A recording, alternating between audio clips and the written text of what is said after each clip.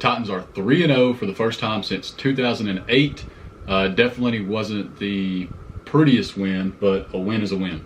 Have any of our wins so far been very pretty? They've all been completely ugly. Just knockdown dragouts. Last couple minutes. No defense. Let's find a way to dig deep, get a defensive stop, and kick a game-winning field goal. Kick a game-winning field goal. I mean, honestly, it's probably not good for my blood pressure or honestly anything else regarding my health. But as long as Gostowski's going to go out there and with the big balls and keep making them, then I'm fine with it. I mean, if you want to hit every experience every emotion, then become a Titans fan. Then be a Titans fan and watch a game. I mean, because we were literally on any given Sunday, you'll be taken on a roller coaster of emotions. Sad, happy, mad, very mad, very excited, yep. But hey, all that matters is they did come out with the win. Yep. You know, we talked on our podcast about some guys that the Titans had to watch out for, and I believe that every guy we mentioned made some kind of big play today. Some kind. Every guy that we mentioned made a major impact in the game. Well, all right, so the two guys I mentioned were Harrison Smith and Kyle Rudolph. What a catch. There's absolutely nothing you can do about that. I don't think. Obviously, tighter coverage, but what a catch. Yeah. I mean, that was almost to where there was no way he could get it in the end zone. It was right there on the borderline of being able to get it and stay in. It couldn't have been any further out. The only thing they could have done on that was, like you said, if it would have been tighter coverage, they probably just could have pushed him out of bounds. Pushed him out before he got that second foot down. Right. And then Harrison Smith had one interception. Yep. That was a very... Keep that drive going, score a touchdown. Maybe that changes the whole and I mean, it was just, course of the game. It was a bad throw by Tannehill. Granted, but his only interception on the year so far. And he threw, I'm not going to be too upset about it. He threw for 6 touchdowns before he ever threw his first interception. Yeah. So, you know, granted, I don't want him to keep throwing them, but I'll cut him some slack on this one, I guess. But it was a very bad read, and Harrison Smith came over and made him pay. The game was full of ups and downs and field goals for the Titans. And then, you know, probably I would say halfway through the game, maybe right before the end of the first half, and then throughout most of the second half, you would think, you know, this is leaning towards a Vikings win. Mm-hmm. And then, of course, the Titans start to gain a lot of momentum there in the fourth quarter and eventually get into range for a game-winning field goal. And from 55 yards, Stephen Gostowski comes out, knocks it down, just the iciest of veins. And then, basically, like the last couple of weeks, it comes down to the whatever team we are playing, their last drive, and our defensive line steps up and makes some plays. And I would like a lot better defense throughout the entire game, but kind of like I've said with the kicks before, as long as they show up when it matters, I mean, I kind of have to be okay with it. I because, agree. like You you obviously said, want we're 3-0. You obviously want a more consistent, just consistent defense as a whole throughout the game. Like, you look at this win and you're like, the Titans are 3-0, but at the same time, you're like, this defense is really starting to become a problem. At some point, our offense is not going to be able to make up for the struggles on defense. You can't score 30 points every game. I mean, a guy that we didn't even mention as someone that you had to watch out for that could be an impact player became an impact player today. Well, Justin Jefferson had the first 2 games combined 5 catches for 70 yards. Yep. In the first half alone against us, he had over 100 yards receiving and 6 or 7 catches. And then he has the big FU touchdown. Yeah. But, I mean, after that, he didn't really do anything else, which, granted, 7 receptions for 175 yards and a touchdown, with the touchdown being a 71-yard touchdown. I still agree with you. A WWE Edge spear when he was doing his little dance in the end zone. I said this would have been Goldberg. hilarious. I said Goldberg. I'm gonna go with Edge. I think Edge has the better spear. Yeah, but Goldberg was a lot bigger, and he actually played in the NFL. So, but you were talking about them coming out in the second half and really not getting much going until the fourth quarter. They did score, I believe, 16 points in the third quarter. And I had it a little mixed up in my head. Maybe they actually did make their comeback a little sooner than what I thought. Coming out from halftime, they had the pick six that got called back because... And then, of course, they didn't get anything out of it. Yeah, I mean, but let's talk about that for a minute because, I feel like that was kind of a petty penalty on Clowney. I don't think he should have been called for that. Yeah, but they know from being in the NFL, knowing the rules, when you're coming from that blind side to block a player, you're not allowed to do that. Yeah. And they know that. Maybe the defensive players don't know it as well as special teams or the offense. Yeah. But while I kind of agree with you a little bit, I still think that we didn't even really need that block. At that point, Joseph was already, he caught the ball in stride. So that receiver I don't think there was anybody that was going to stop him. There was no way. But really the only thing that he could have done different there is do what some of the special teams guys have started to do, especially on kickoff returns, where they kind of turn their back to him with their arms out. Yeah, just run in front of him. And then don't let him just kind of knock his momentum off for a minute, and that kind of knocks him out of the play because there's no way he's going to catch up to him at that point. He wouldn't have caught up to him anyways, I don't think. Right, and again, penalties this game kind of got the Titans a little bit. Yeah. I thought that roughing the passer call on Jeffrey Simmons towards the end of the game there was going to be just disastrous for us. But like we talked about, our defensive line stepped up, got back there to Cousins, had a little help from a bad snap that got away from him, and then Hooker put the game away with the interception, and which I'm gonna be honest with you, at first I thought Thielen was fixing to come down with that ball. Would that not have sucked? That would have been terrible, and it was on. I can't remember exactly where he was at on the field. Would that have put them in field goal range? They would have been very close to field goal range. So, but anyways, let's move into our key performer of the game. I think I don't know. It could go two different ways, in my opinion. But go ahead. I want to hear yours first. I want to see where you're going with it. I am going to give mine to Mr. Ice Cold, Stephen Gostkowski. 6 field goals, accounts for 18 of the 31 points.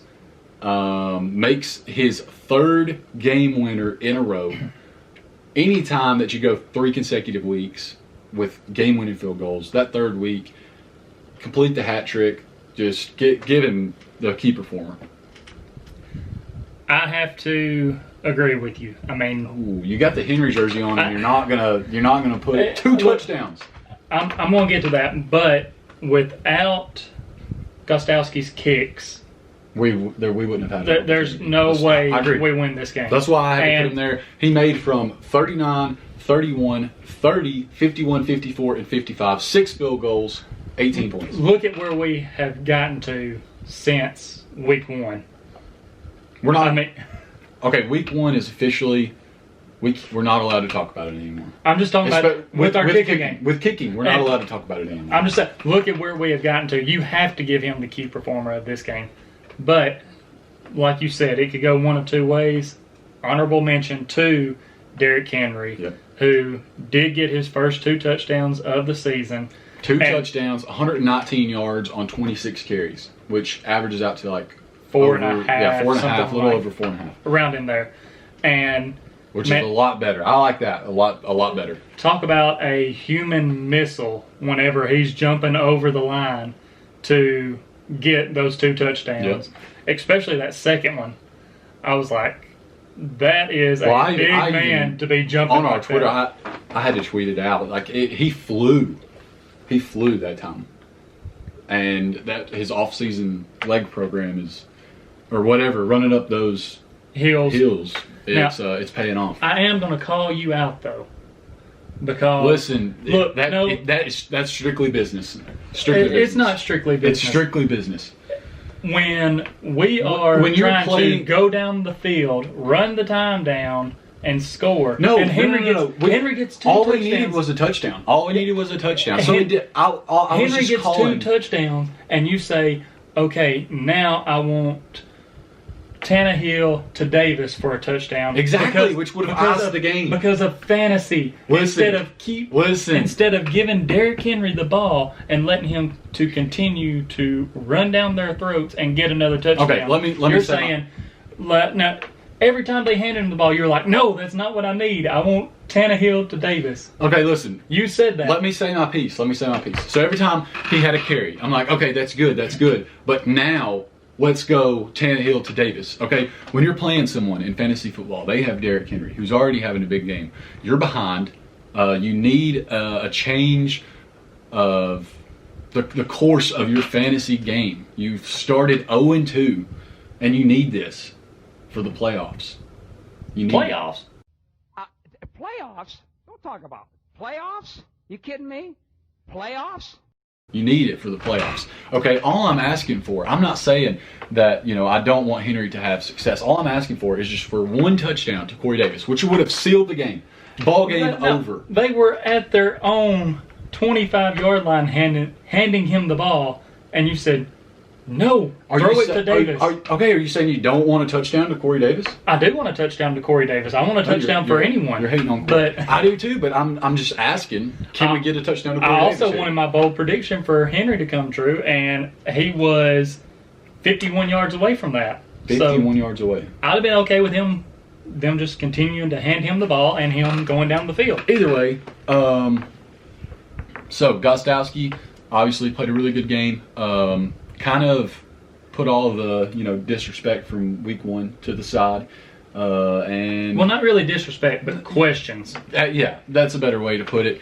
And I feel comfortable with him going forward. I think after this game, every time he comes out for a field goal, I don't have that feeling in my stomach of just complete nervousness and just really feeling like we're about to miss a field goal. Here it goes. Right. And then Henry also had a big game, and hope that leads to him having a lot more success these next couple of games, because we're going to need it against the Steelers and against the Bills. Mm-hmm. So hope that he can keep that rolling. Defensive struggles, we've really got to turn that around. We're going to be missing Adoree Jackson for 2 to 4 more weeks. And you're talking about 2 veteran corners in Butler and Joseph, who were getting torched by a rookie. Yep. I mean, we can't be having that. No. And I don't know if they need... if our defensive backs need to come up and press more at the line or what. Because most of the time when I'm seeing them, they're playing 6 to 10 yards off of these receivers. Tell me why Fulton was not on Justin Jefferson.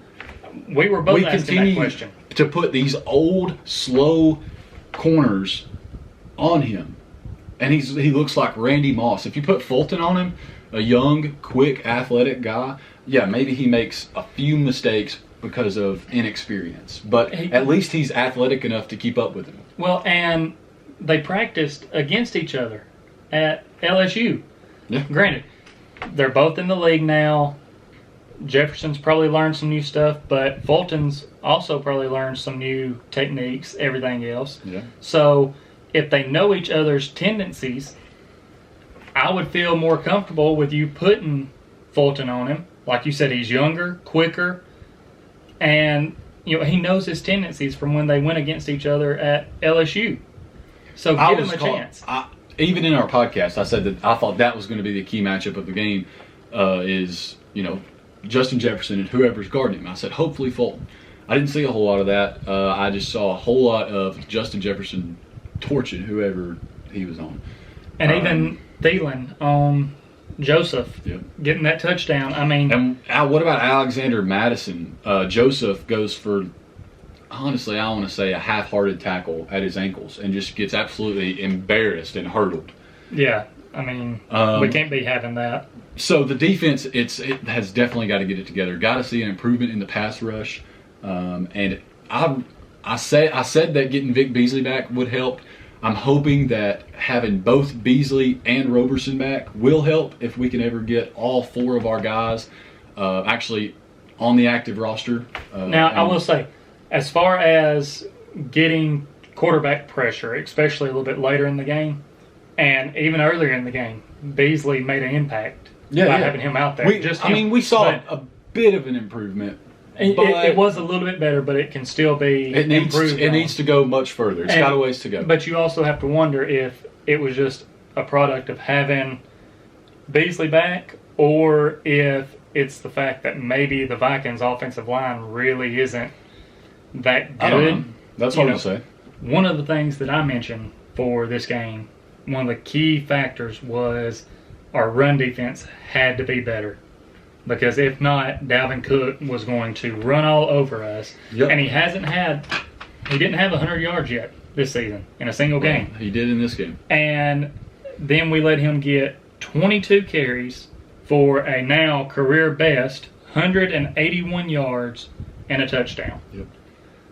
I mean, we have to figure something out for our run defense. Because just defense in general, really. We have our front 5 or front 7 are over pursuing, and then our defensive backs are taking just terrible angles to try and catch these faster, quicker running backs. Yep. I mean, you can't do that, because if you take a bad angle, they have enough speed to make you miss and get outside, and they can be gone. Before the season, we talked about this defense as, we thought that they would probably be one of the top 5 defenses in the league. Is it time to say, okay, maybe we were wrong?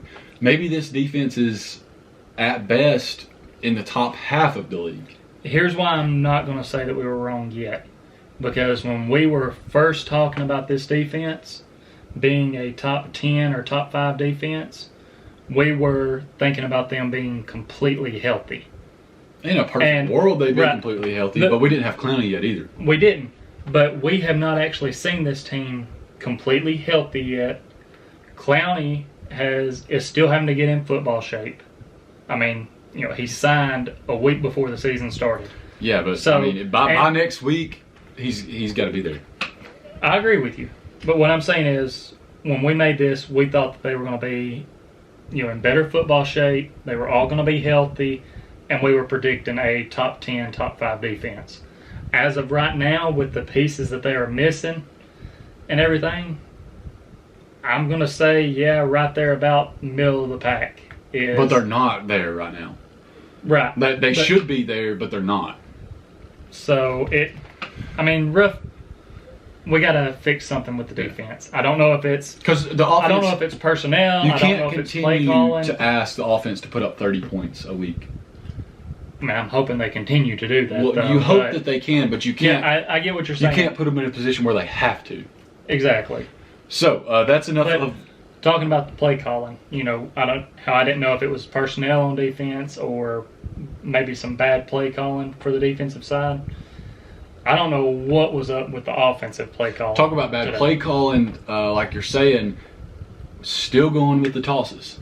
No, I'm not even talking about the tosses. No, I'm talking about the tosses. Though. We're still seeing those. They did work a little bit this time, though. They had a couple of them. A couple times they worked. Yeah. But then the couple other times they tried it, it was either stopped right at the line of scrimmage or maybe a 1-2 yard gain at most.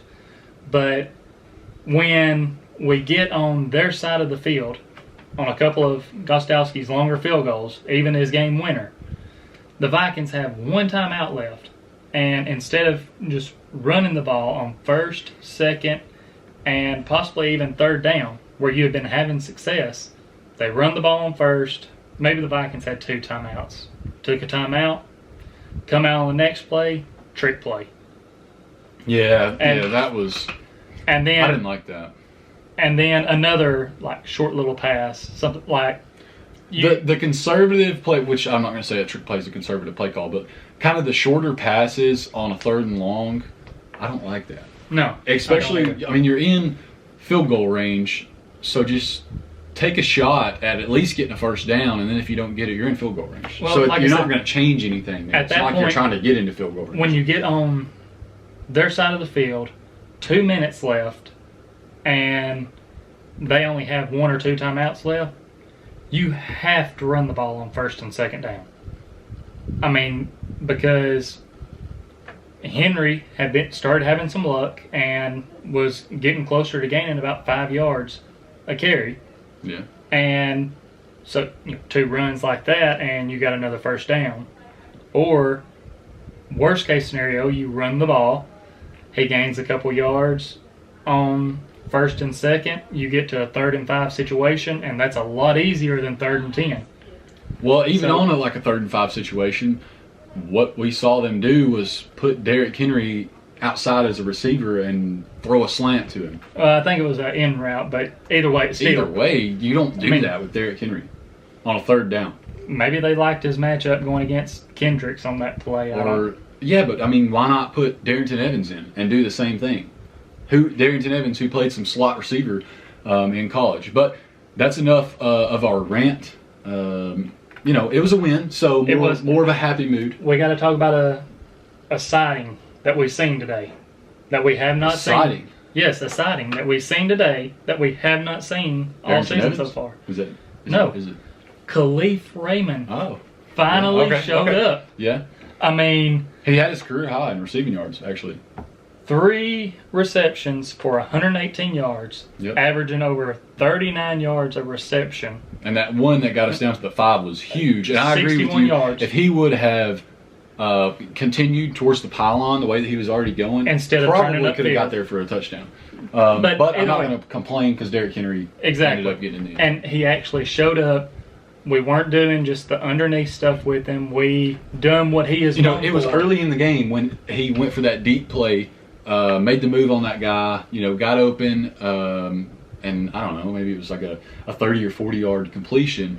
I was like, that's what he's good at. Right. Don't use him for these short routes. He's not that guy. That right there is what he's good at. You did say that. There we go. 3 for 118. 3 for 118. So he showed up today. Again, not like he had just a lot of catches, because you have people like Davis, Jonnu, and Humphreys who all had. Humphreys had 4. Davis and Jonnu both had 5 apiece. But that's pretty much what we've been expecting from those guys, to average around 5 catches so far this season per game. So, but yeah, it was nice to see him actually show up and I agree. Be that burner down the field, because I think that opened things up for us a little bit. Yeah, I agree. So, all in all, not a whole lot of positive things out of this game. One of the biggest things I would say is, Derrick Henry got going.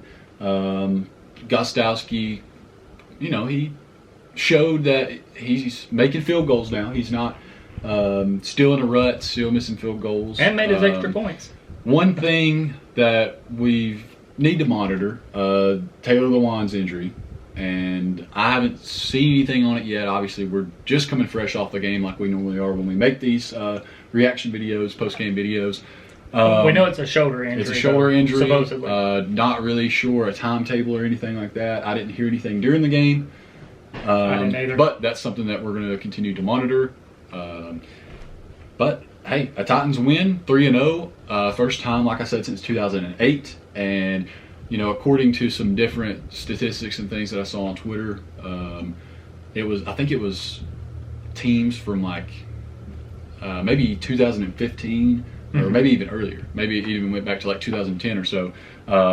When teams go 3-0 to start the season, they have a mid 70% chance. I'm about to say what? I believe it's 74, 75% chance to make the playoffs. So or 74 to 75% of the time they did make the playoffs. Yeah, they did make the playoffs. So that's something good to look forward to there for the Titans. Really good start to the season, but they don't have themselves in a hole like they normally do.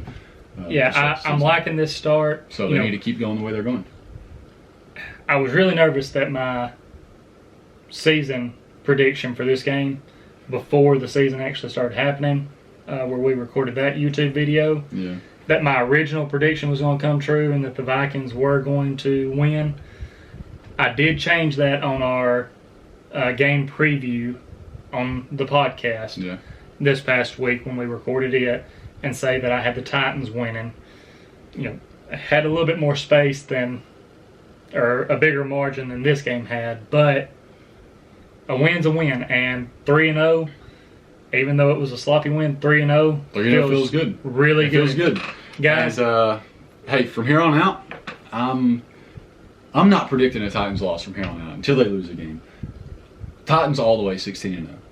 They find a way to win. It's hard to predict a loss whenever they're winning. It's hard. It's hard to go against these guys. They keep finding a way to win, no matter how bad they play. Even when they're not winning, and you're such a huge fan that you want to see them win. That's called bias. It is, but you think that there's always that chance that they can win. And right now, even though, like we talked about, all 3 wins so far have been sloppy wins, 3-0 is 3-0. Yep. I mean, there's no arguing with it. Yep. So that's all that we've got for this video, guys. Titans are 3-0. We feel good about it. Let us know how you feel in the comments. How do you feel about the next 2 games that the Titans have got to play? The Steelers and the Bills, obviously. Steelers beat the Texans today. Yep. Texans are 0-3, which is, pretty awesome. They're usually giving us a run for our money in the division. So how do you feel about these next 2 games coming up? They're going to be tough. The Titans need to at least come out with one of them, I feel like. So let us know that down in the comments. Make sure that you check out our Twitter, Titans_time. Check us out on Instagram, Titans Time Podcast. You're on our YouTube, Titans Time Podcast. Make sure that you subscribe, like, turn on the post notifications. And also check out our website, titanstimepodcast.com. Also, check us out on Facebook, Titans Time. And like I mentioned about our podcast, you can find us on all the podcasting apps. Apple Podcasts, Spotify, iHeartRadio. There's no way to name them. There's so many more. That's just to name a few. You have so many options of where to find us. Make sure to check our podcast out, subscribe to it, leave us that 5-star rating, leave us some comments or questions there. We always check it, and we'll be sure that if you leave us any questions, we get them answered on the next podcast. Once again, if you would be so kind, please subscribe, please like, please comment. Definitely helps us out.